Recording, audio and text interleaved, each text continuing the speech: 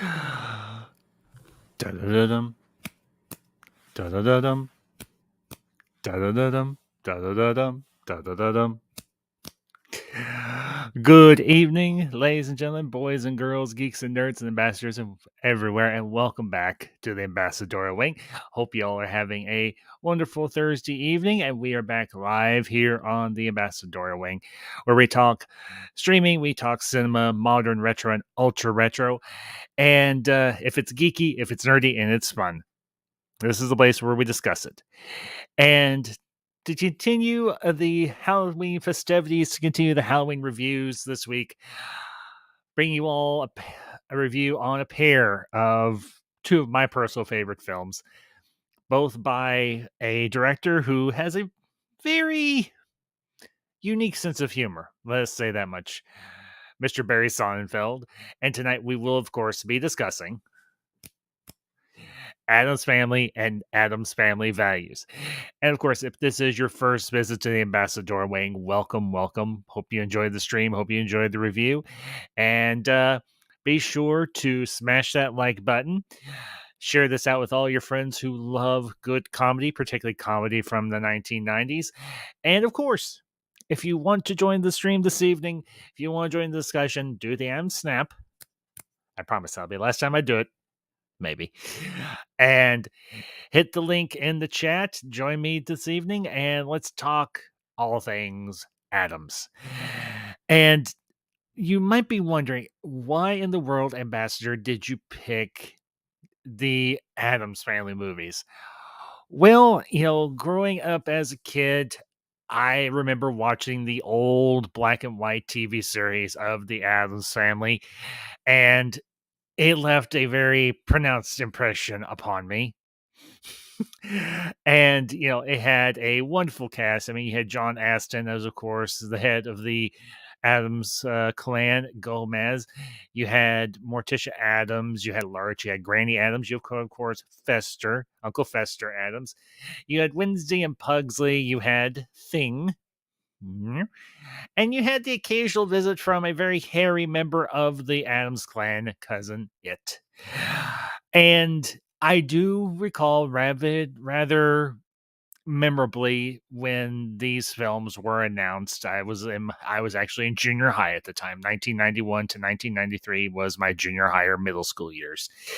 And growing up watching the original series, and it was, well, as the song describes it, they're creepy, they're kooky, they're all together ooky.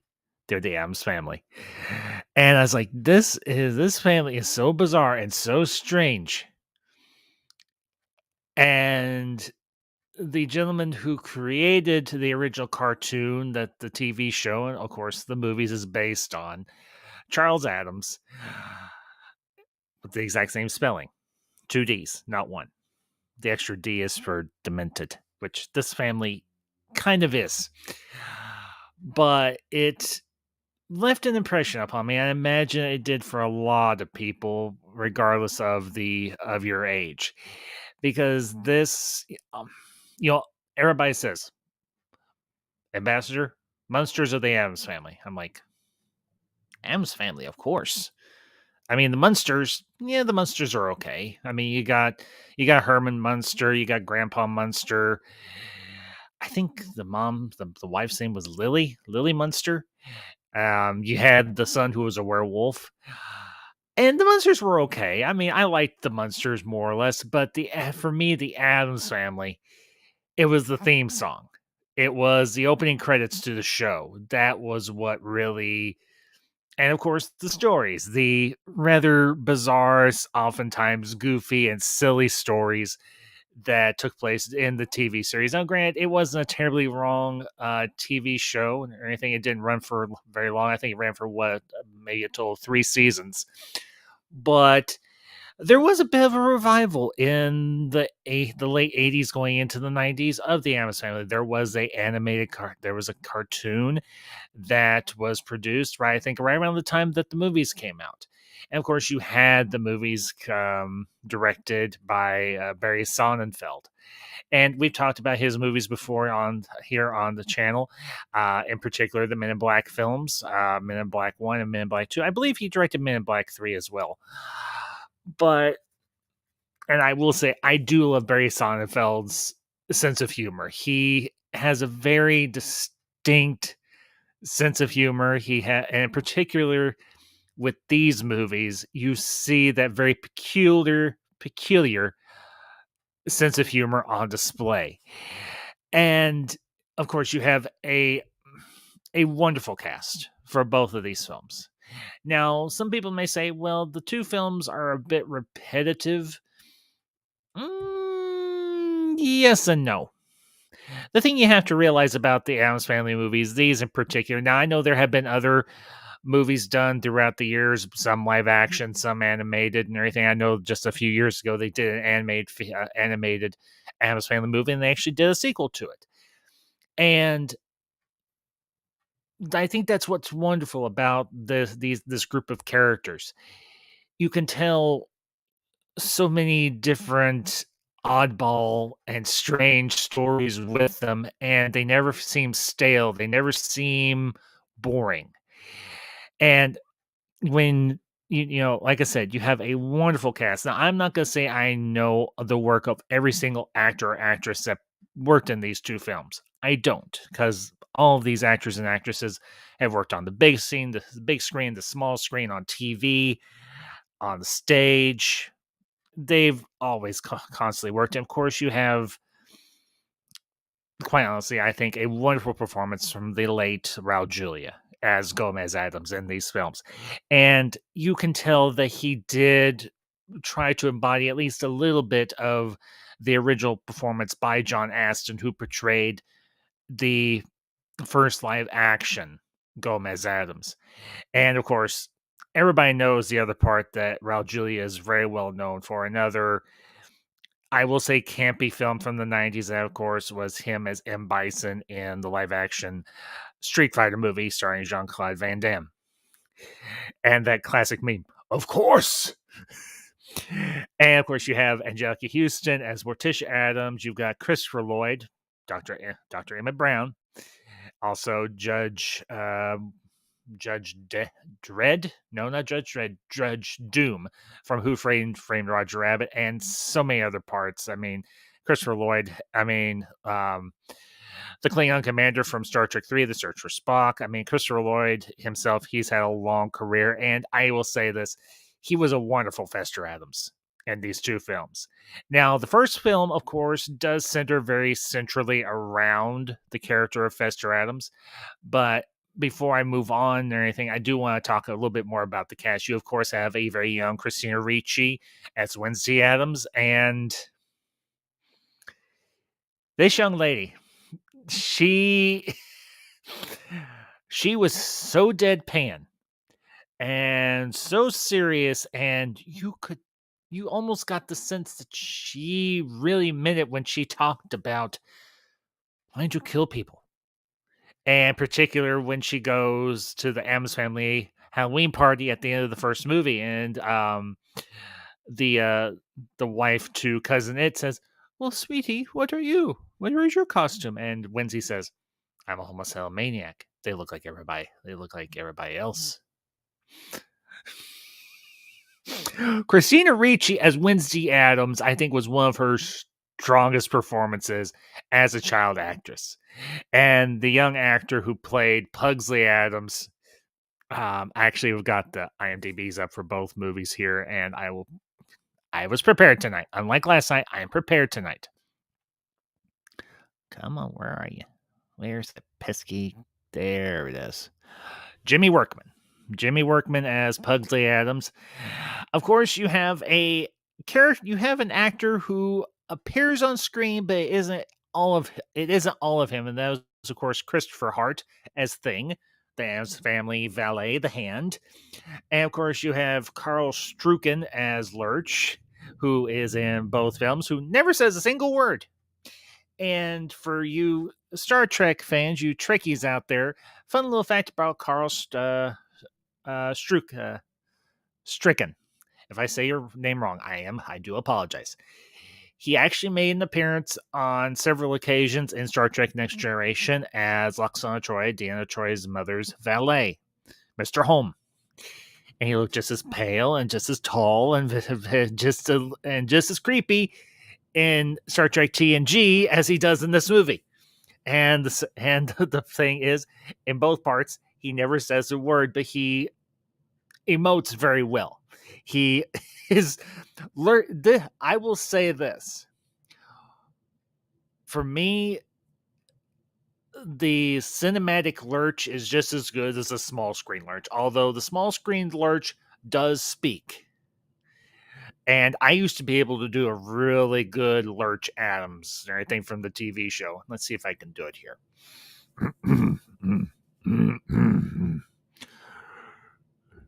Yes, Mrs. Addams. So, and to my friend, my fellow geek, my fellow ambassador, my fellow member of the Council of Ones, Mountains of Elysium, good evening, my friend, or very early morning to you. And thank you for popping by, buddy. Appreciate you stopping by. So, but this cast, now granted, between the first Addams Family and the second one, there's one character who did change. And it was not because of anything that the actress did, but simply because the actress died. And the actress who played Grandma Addams in the first movie, Judith Maloney, I think I'm pronouncing that right. I hope I'm pronouncing that right. Sadly passed in between the two productions. But I have to admit,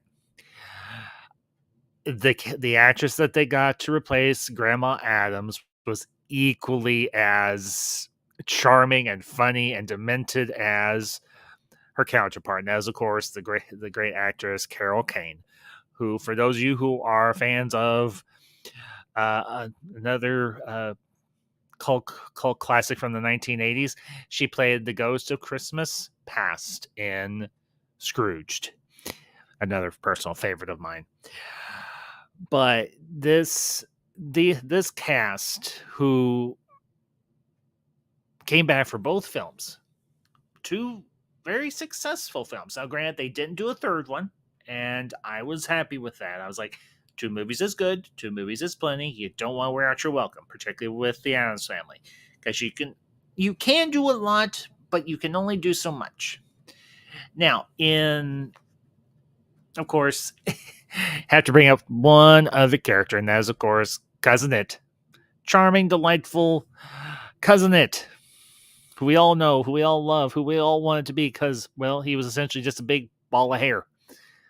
Although I have to admit, that would be a lot of combing and a lot of conditioner and a lot of shampoo. And yet he has such wonderful hair. So, there are three other actresses I do want to mention from this film. One is, of course, Dan Hedaya as Tully Alfred, and Dana Ivey as Margaret Alfred, who would later become Margaret Addams, Cousin It's wife. And you also have Elizabeth Wilson as Abigail Craven, who is a con artist, a very skilled and a very talented and a very relatively successful con artist. And getting into the films themselves, they do bear some similarities. I'm not going to lie. I'm not going to sugarcoat it. I'm not going to blow smoke. They do bear some similarities. You have, in one case, a con artist, in the other case, a serial killer going after the Addams family fortune. Or in one particular case, going after the Addams family fortune, and another one going after Uncle Fester's portion of the Addams family fortune. And in Addams Family Values, you, of course, have another wonderful funny, goofy, silly actress, and of course, that is Joan Cusack as Debbie Jelinski Adams, hyphenated, and well, R.I.P. And of course, in Addams Family Values, we have another addition to the Addams clan that does get mentioned at the end of the first Addams Family movie when Morticia does reveal to Gomez that she is with child. She is with Addams. And of course, we have the introduction of Pubert Addams. Pubert. I like it. It's filthy. I told you, these movies are goofy as all hell. And that's why I love them. These movies they're goofy, they're silly, they're popcorn movies, they're pure comedy, and that's what they're intended to be. These are not deep thematic films. They're films about family, they're films about being the outsider, being the outcast, and who is not the ultimate outsider if not the Addams family? I mean, they dress in funeral clothes. Often they live in a seemingly rundown, dilapidated house that yet seems still to be standing and is still hospitable. It's still livable. You have them on a very bizarre diet. They have their own cemetery. They have their own swamp. They have a dungeon. And they are, by all definitions, just very, very bizarre. But I think in some strange way, we all would love to be a member of the Addams family. I know I would. I always said when some of my friends and even some of my coworkers would say, "Oh, great, it's cloudy, it's dreary outside, and it's raining or it's foggy," and I'm like, "Perfect Addams family weather." I was like, "I love it." Reminds me of one of my favorite songs from one of my favorite bands from the 90s. And that is, of course, well, for those of you who don't know, and I'll say it here, one of my favorite bands from the 90s is, of course, Garbage. And I'm honestly surprised they did not include this song, but maybe they just didn't have the rights, or maybe the song didn't exist yet. I'm only happy when it rains. Because that seems like the perfect song for the Addams family. Because they love it when it rains, they love it when it's thunderstorming. Puber got the nickname Curly, but we don't know why. Yes, we do know why.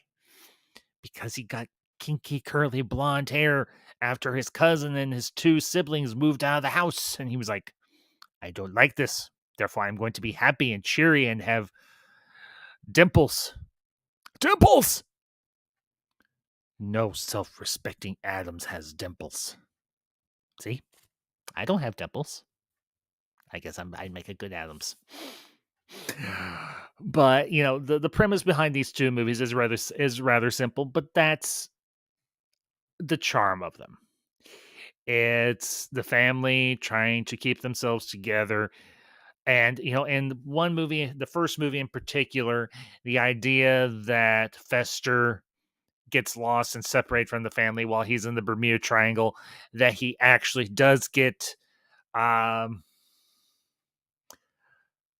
hoodwinked by a con artist by the name of Dr. Penderschloss, or AKA Abigail Craven. And they do work as a mother son con artist team. And of course, you have Dan Hedaya as Tully Alford, who is the accountant for the Addams family fortune. And they're his only clients that he's left, which makes you think maybe he's not a very good accountant. Just saying. I mean, but I have to, and of course, with the second movie, you have Joan Cusack's character, Debbie Jelinski, who sets her sights on Fester Addams because, well, obviously Gomez's marriage. She may be a serial killer, but she's a serial killer with morals. She will not go after a married man. She'll go after a unmarried man, kill them, and take their money. And of course, you have a cameo appearance by an actor. Well, I'll quote one of his more famous lines from another pair of movies. Have you ever seen a grown man naked? If you don't know who I'm talking about, I'm of course talking about Peter Graves, who stars as the host of a fictitious America's Most Wanted or Unsolved Mysteries type show in the Addams Family movie. Now, one thing I have to remark on in terms of the cast, and I did not realize until I read the cast list. Mercedes McNabb, a very young Mercedes McNabb, appears in Addams Family Values. You might be asking, Ambassador, why is that important? Because Mercedes McNabb was a reoccurring character in the first 3 seasons and then later on in the spin-off series Angel of Buffy the Vampire Slayer. She played, I can't remember the name of the character she played in Buffy, but she herself, was it Harmony? It might have been Harmony. I think it was Harmony. But I was like, wait a minute. Is that Harmony? No, not Harmony. That's not right. Dang it. Cordy. Who was the other girl? Who was the blonde? You know what? Screw it. I got IMDb up here. I'm just gonna click on her and say, okay, where else?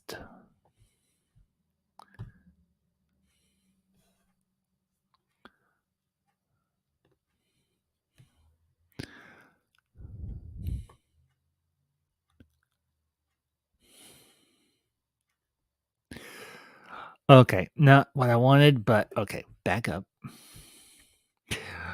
But when I saw her, I was like, wait a minute. There we go. Clicked on the right thing this time. Come on. Come on, you pesky browser. Open up.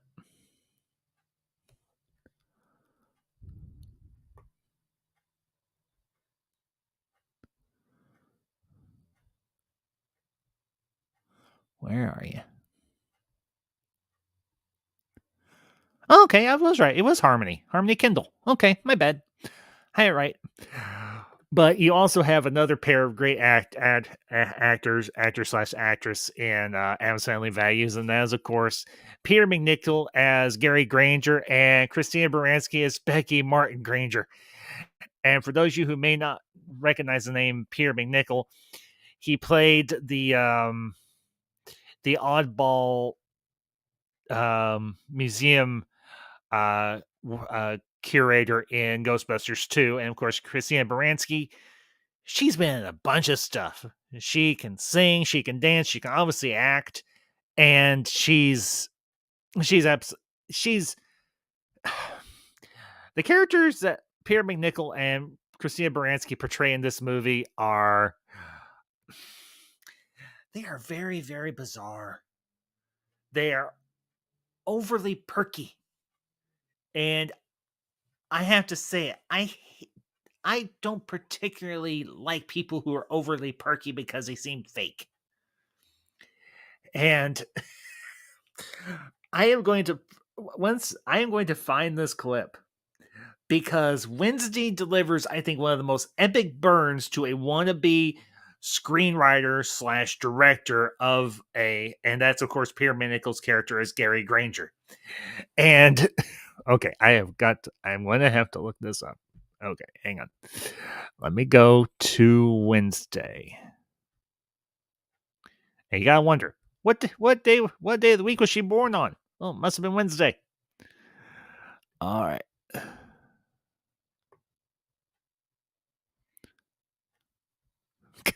No, not that. Okay, I've got to read this because this is just too darn good.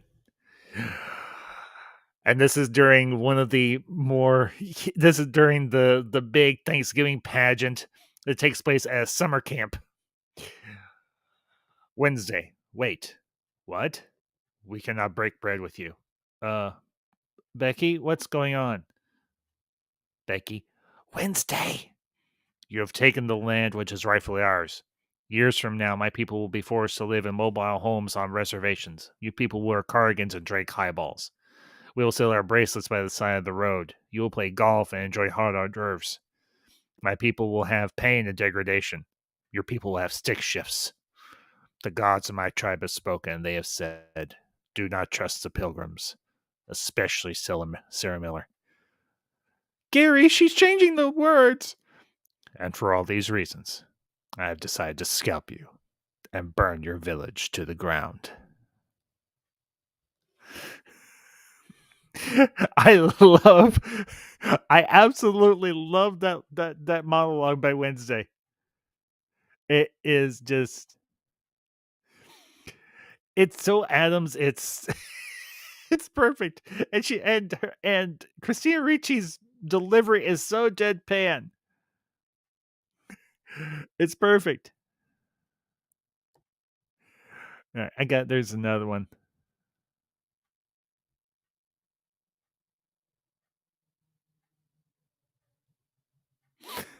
Okay, come on. Where is that cockamamie?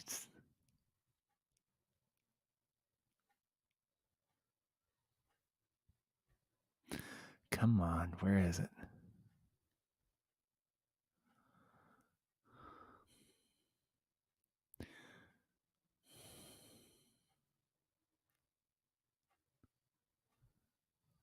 Come on, where is it?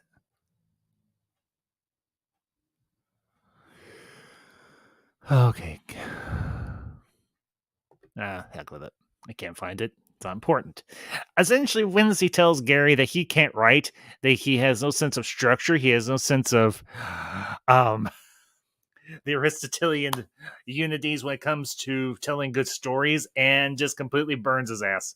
So, and you know, Wednesday in these two movies, she's the sister I wish I had had, even though I am a single child. I kind of wish I had a sister or maybe a cousin that was just like Wednesday. So, and I do want to say hello to the chat. Tim Stock, Tim, aka the Am Driver Stunt Man. Good to see you, buddy, and rock on to you as well. So, hope you're having a good night, buddy. The performances in these movies are what drives them. And all of these actors, all these actresses, they absolutely bring it across the board. And I know that they weren't actually ever married in real life, but Raul Julia as Gomez and Angelica Houston as Morticia, they were perfect. Now, a little fun fact I did not know, but Angelica Houston actually, if I remember the story correctly, and if any of you watch this on the replay or watching this right now, for the part of Morticia, she actually, you know how high her eyebrows were in those movies? And if you noticed, and I don't know if I'm pretty sure this was deliberate, though they never did it on the TV show. But her eyes always had light on them. Not the rest of her face, but just her eyes. But for the part of Morticia, she actually, I think she super glued, or they super glued her eyebrows up to where they would be higher.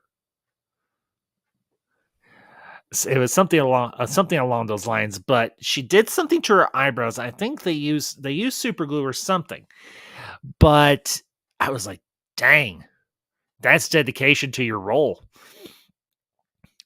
And the one thing that they kept accurate from the actress who played Morticia in the TV show was she wore this very form fitting, this very restrictive black dress that made it almost next to impossible for her to move.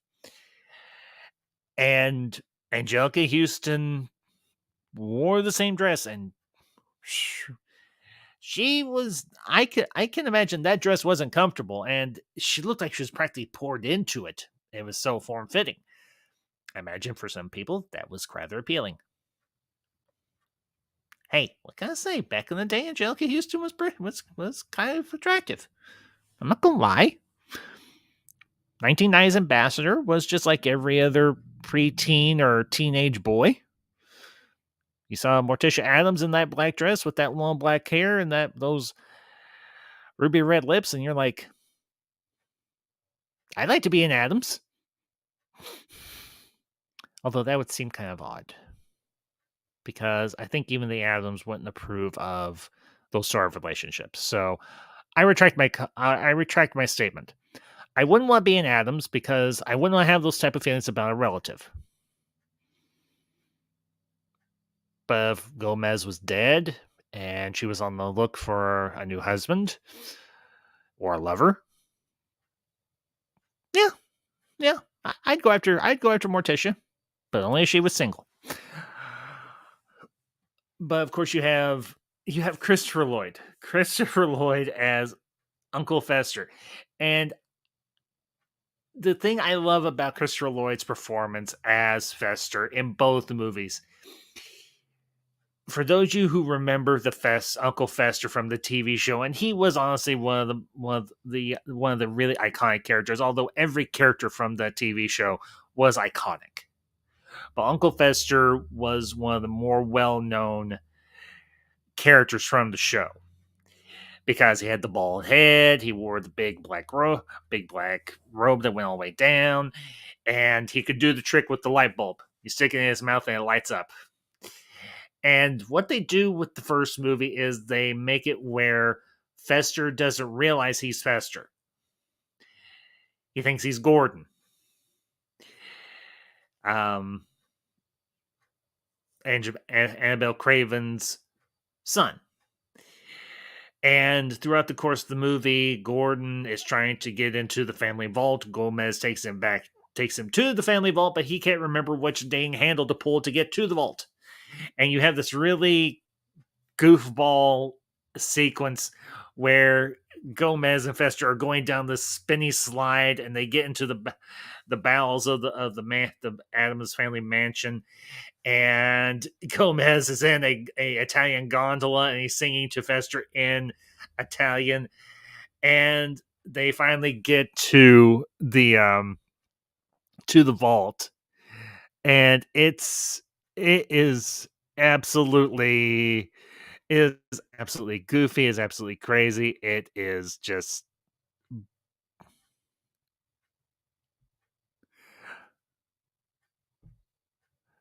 absolutely hysterical. I am not gonna lie.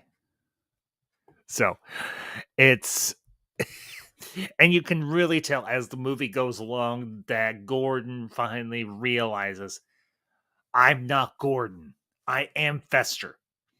And he rejoins the family, and there's this big reunion, this big party, and it's on Halloween night, and they're playing this game called Wake the Dead. And you know, there is a point during the film where you have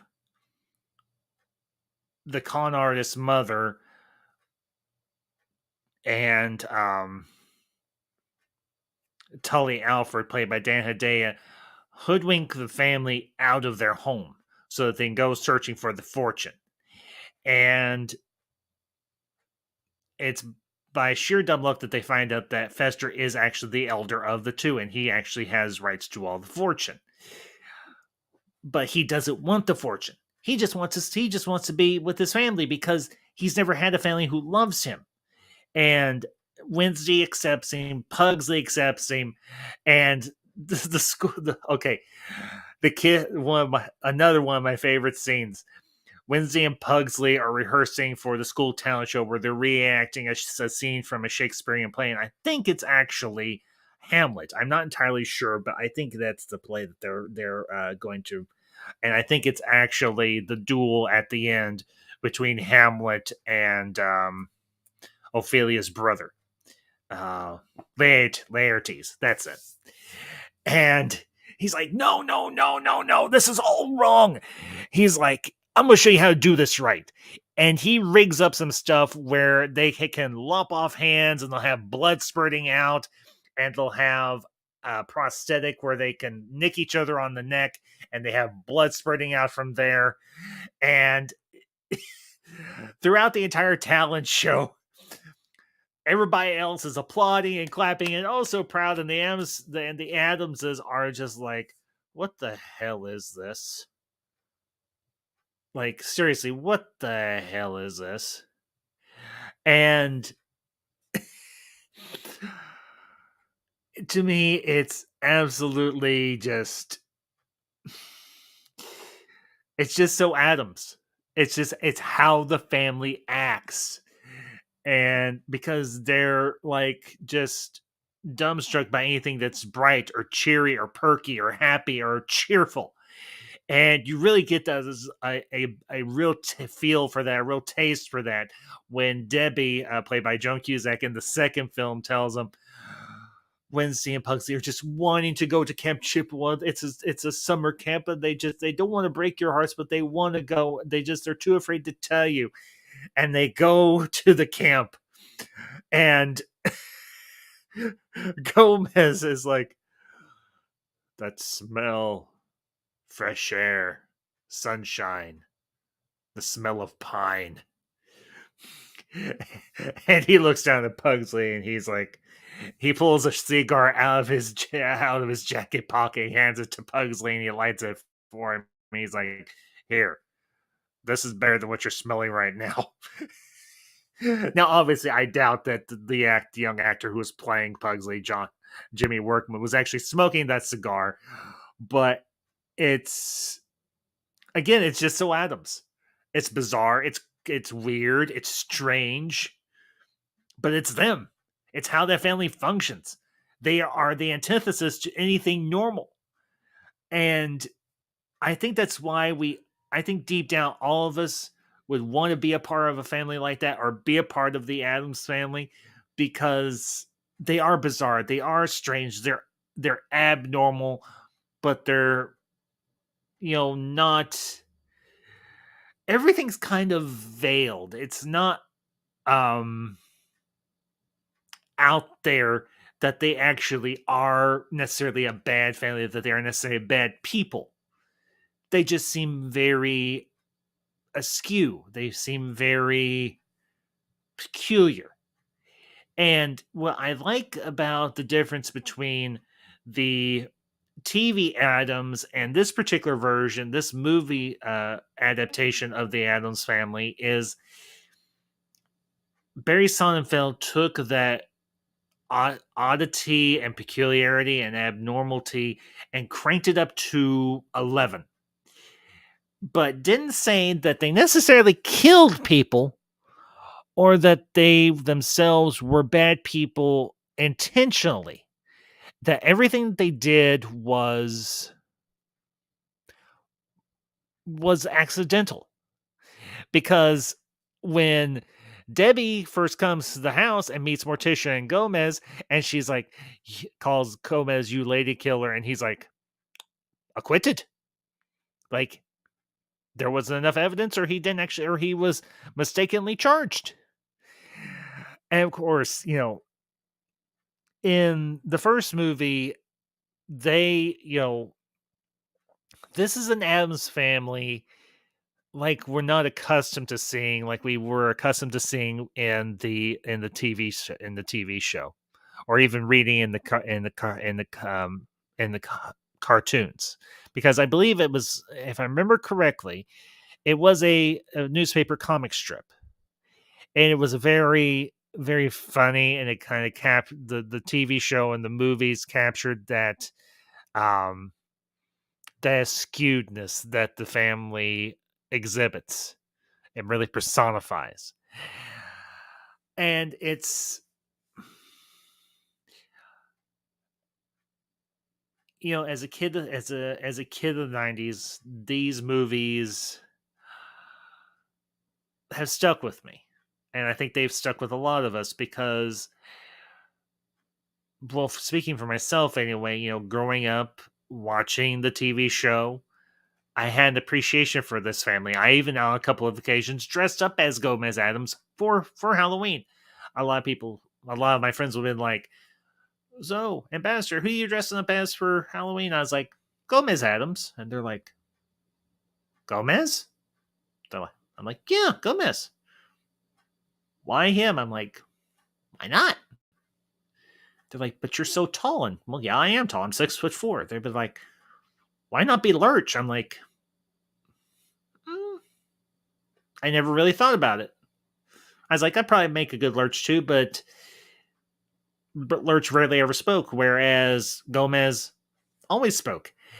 And coming to Gomez and Morticia, their relationship, their marriage would be what we consider very strange. How they talk to one another in terms of some of the things that they might do in private.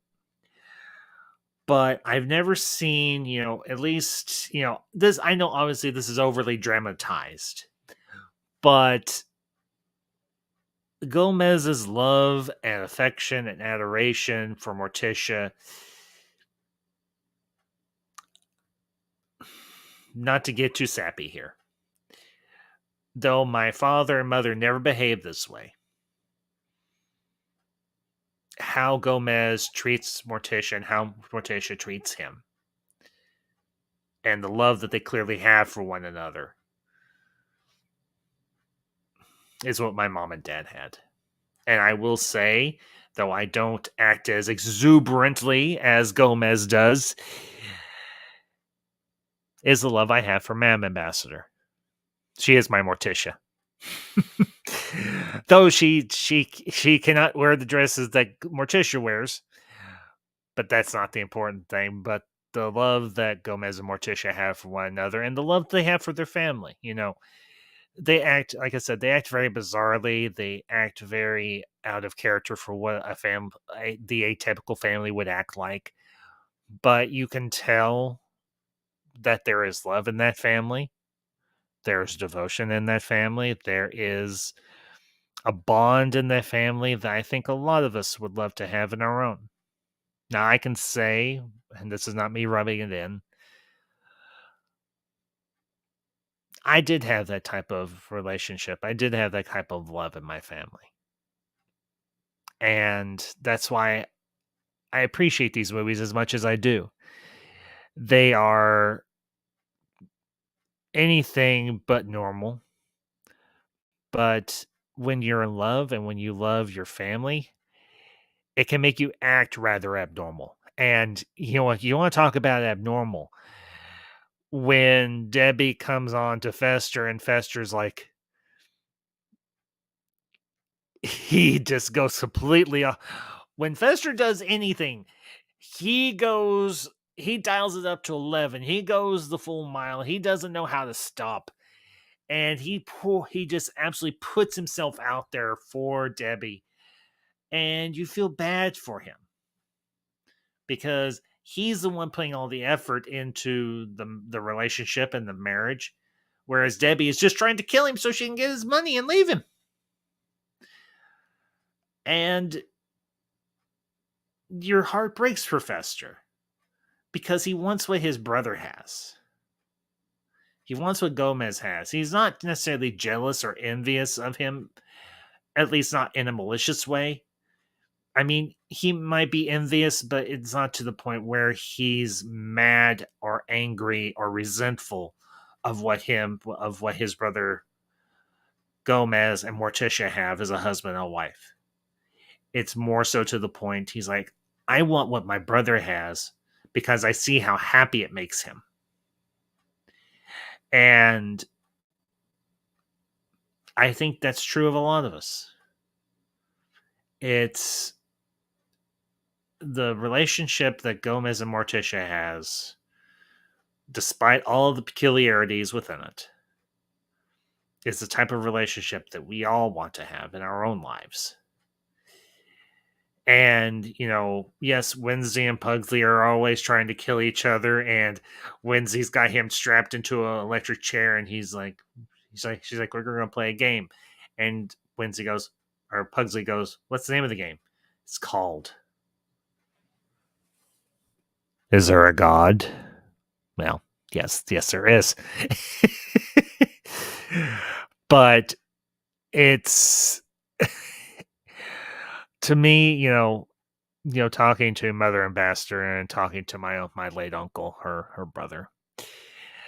I asked them on numerous occasions what their childhood was like, how they were with each other as brother and sister, because well, obviously I never had that. I am obviously an only child, and no lack of trying on the part of Mother and Father Ambassador. They did try, but I won't go into that here because that's just a little too personal.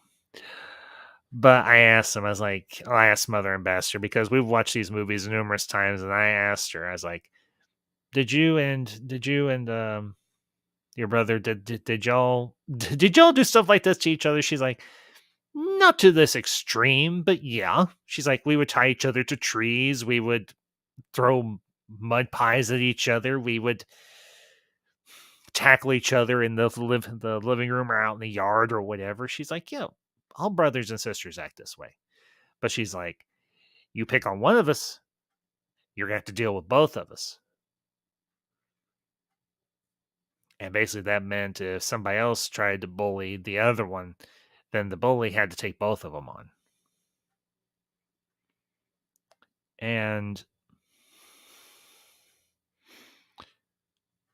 again, I hold obviously no ill will towards my mother or father or anything. My adopted parents. They never got to have another child except me. So I never got to have a brother and sister.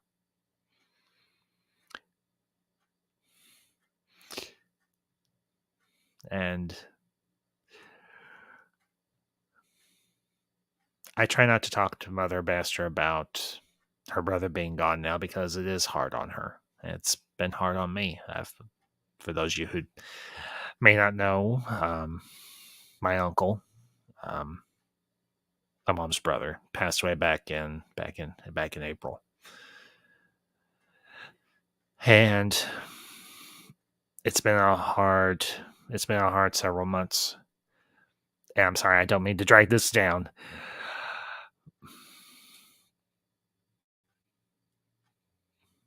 I can't replace mom's brother, nor would I pretend to try.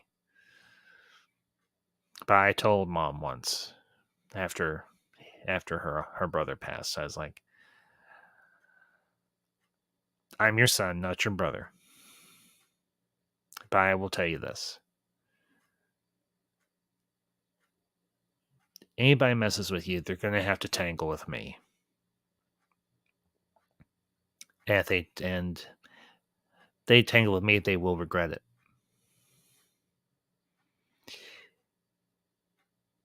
And she looked at me and she was like, you don't have to do that. I was like, yeah, I do. I'm your son. I was like, it's my turn to take care of you now. It's my turn to do for you what the two of you did for each other. And, coming back to the movie, sorry about that, guys. Didn't mean to get a little depressed there for a minute. You see the same thing take place in these movies. Somebody comes after a member of the Addams family, you deal with the whole family. Not a family I'd want to tangle with. A family I'd love to get to know, sure. But not a family I would want to tangle with by any stretch. Because I have a feeling they can cause some damage. Especially Grandma Addams. Regardless of who the actress is that plays her. Particularly after Debbie marries Fester and she refuses to let the family see Fester. So, and Grandma Addams, played by Carol Kane, puts a hex on Debbie. And you have to wonder, considering what happened to Debbie, did that hex work? I'd have to say it probably did. And I do want to say hello to the chat, to another good friend, to a member of the Council of Ones, and just an all-around great guy, Lord Koj. It is good to see you, buddy. And yeah, anybody who has a good comedic sense of taste loves the Addams Family. Although, Koj, my friend, I'm not saying this to be mean, you spelled Addams wrong. It's two D's. The extra D means demented. So, you too, Koj. Appreciate it, buddy. Truly. But, aside from the fact that these movies that took place in the 90s, and besides the fact they're appropriate for this time of year, around Halloween, the other reason I wanted to review them, and is because don't you just love autocorrect? Don't you just love it? Don't you just wish it would die? Yes, yes, I do. I hate autocorrect. I wish I could strap it to a rack the same way Tully straps Morticia to a rack at the end of the first Addams Family movie and just stretch it and stretch it and stretch it until it breaks. But as I was saying, the reason I wanted to review these films is because it ties back to the theme of family. Yeah, autocorrect are my typos. Well, at least with your typos, it's accident. Autocorrect, it does it on purpose. So, Koj, just pick your poison.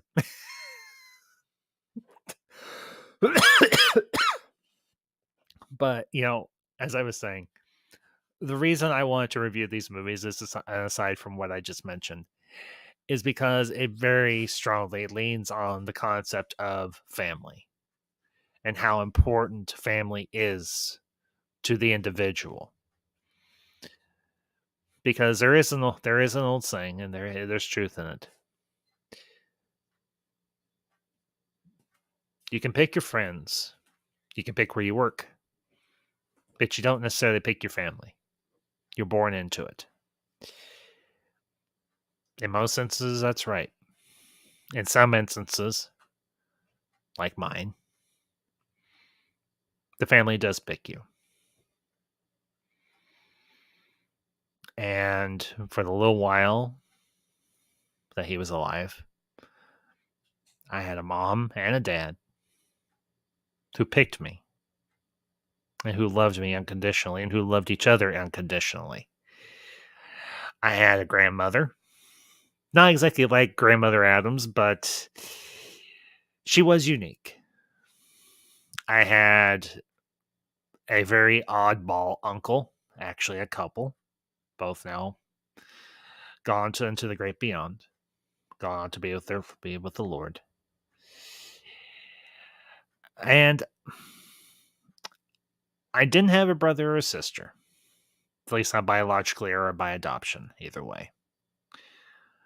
But I can say that I have been blessed with many, and I mean many, good, dear friends from my school years, from kindergarten all the way through high school,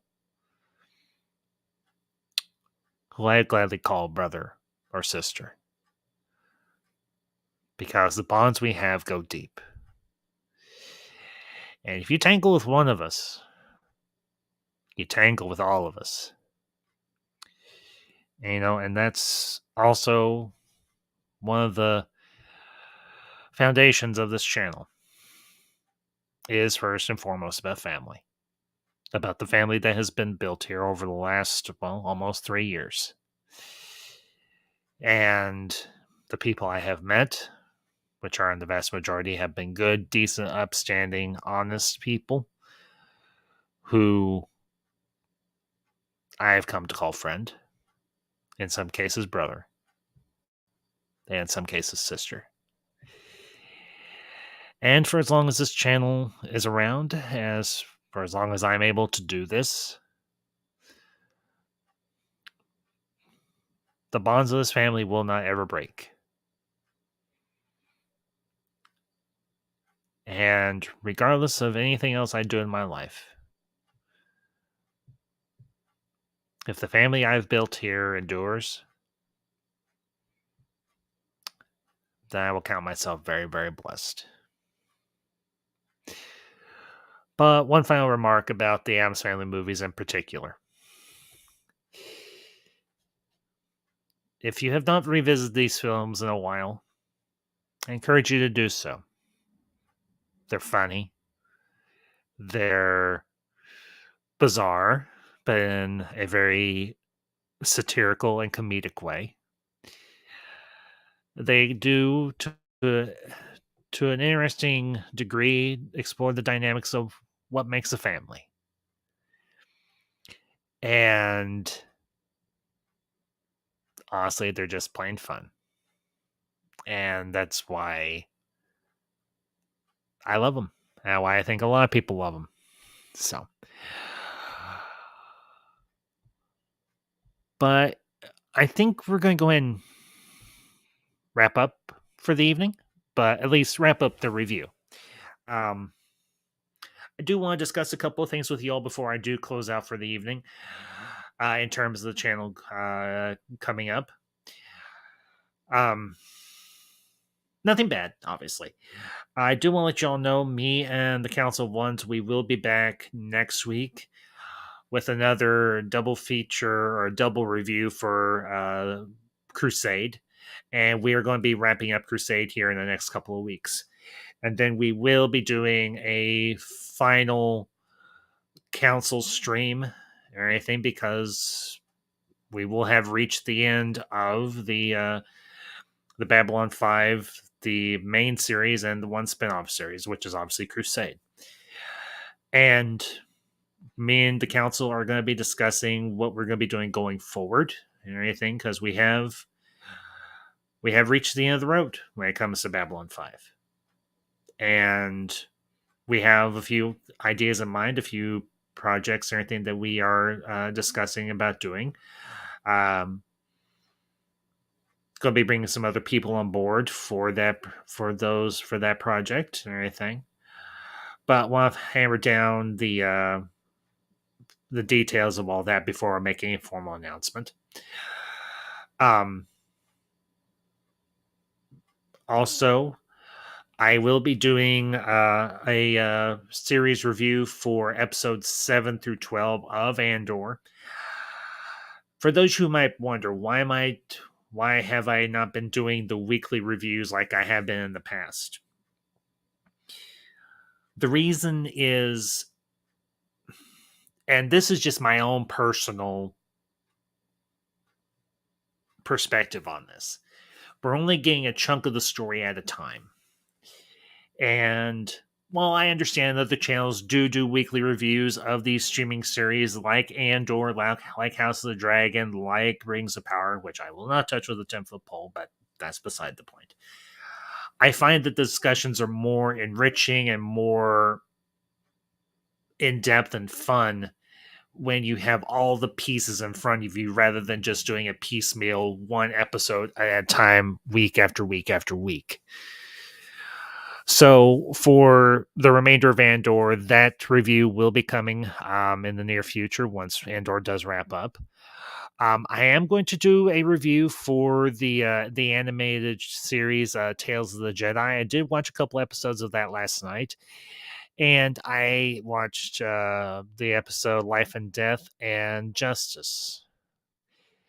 And I wasn't. I did see the trailer for Tales of the Jedi, and I do remember that this was a title for a comic book series put out by Dark Horse Comics back in the day. And I think that this title was appropriate for the stories that they're telling. Now, one other thing I do want to bring up here, and this is not me going after anyone in particular. I'm not even necessarily going after anyone at all. Those of you who've known me for a while know I wasn't the biggest fan of the sequel trilogy. I did enjoy Force Awakens for what it was. I did not care for The Last Jedi, nor did I care for the Rise of Skywalker. But you have noticed, all of you have noticed, those of you who have followed me on social media, those of you that tune in regularly when I'm live or I do an upload, I have given the other projects that have come out after the sequel trilogy a chance. I will continue to do so. I love this universe. I loved it when I was a kid. I love it now as an adult. I will call balls and strikes where I think is appropriate. If I think a show or a movie is good, I will say so. If I think a show is bad or a movie is bad, I will say so there. That's how I have always operated this channel. I want to give you all honest and full commentary and enlightening commentary, not a bunch of rumor and speculation and, well, quite frankly, nonsense. I don't deal in movie news, regardless of the universe. I don't deal in movie news regarding Marvel. I don't deal in movie news regarding Star Wars. If you want to know what's going on in the movie industry, go read The Hollywood Reporter, go read Deadline. That's not me being hostile towards any of you. That's just me saying it as it is. I will continue to review Marvel. I will be doing a review, and I think me and Mav Ambassador will be doing a review of Wakanda Forever when it comes out in a couple weeks. I will not be reviewing anything for DC, not unless something catches my attention.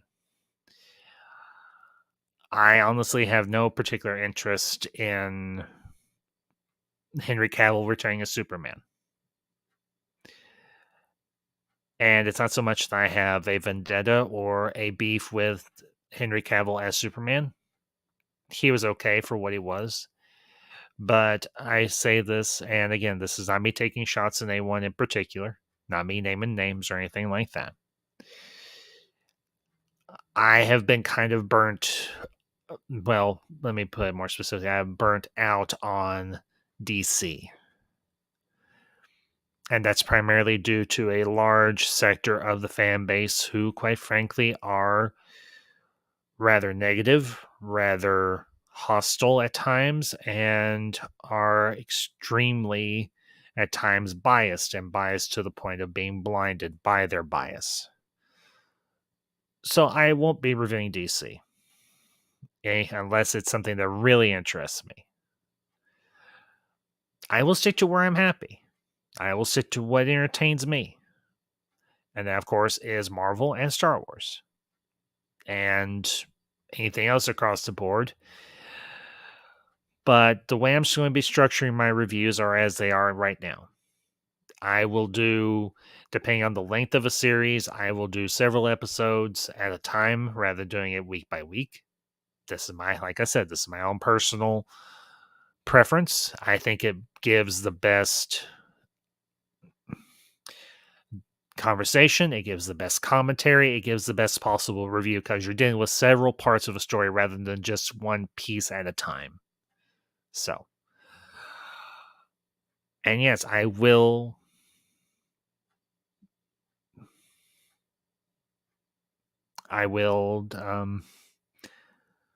review what I enjoy.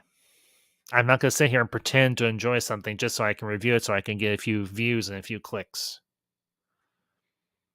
To me, that's empty. That's hollow. I'm going to talk about what interests me and what I hope interests you all. So, for those of you who are wondering, when will the next part of the Andor series review be coming? When it finishes. After episode 12 has aired and I can watch it and I can sit down and collect my ideas and my thoughts about the series as a whole, and particularly the second half of the season one. The same is true for the rest of the reviews that are coming up. Excuse me, a little bit of gas. But with all of that, the good, the bad, okay, the good, the kooky, and what's coming up for the future of the channel, that's going to be it for tonight, guys and gals. Again, happy Halloween. I hope y'all enjoy this stream. If you catch it on replay, of course, leave any of your comments down, of course, in the comments section. Share this out with your friends who are fans of these films, and tell them if they're looking for if they're looking for a channel that offers honest, fun, and insightful commentary on cinema, on movies, whether it's modern or, well, current, retro, or ultra retro. whether it's streaming or wherever it is across the board. Come check out the Ambassadorial Wing. And when you hit that subscribe button, remember this. Here, you will find fun. Here, you will have a chance to share your voice. Be respectful. Be yourself. Never lose being yourself. As long as you do that, you will be ambassadorial. You will have a place in the ambassadorial wing. But y'all have a good night. I'll see y'all later. And until next time, this is the Ambassador, signing off.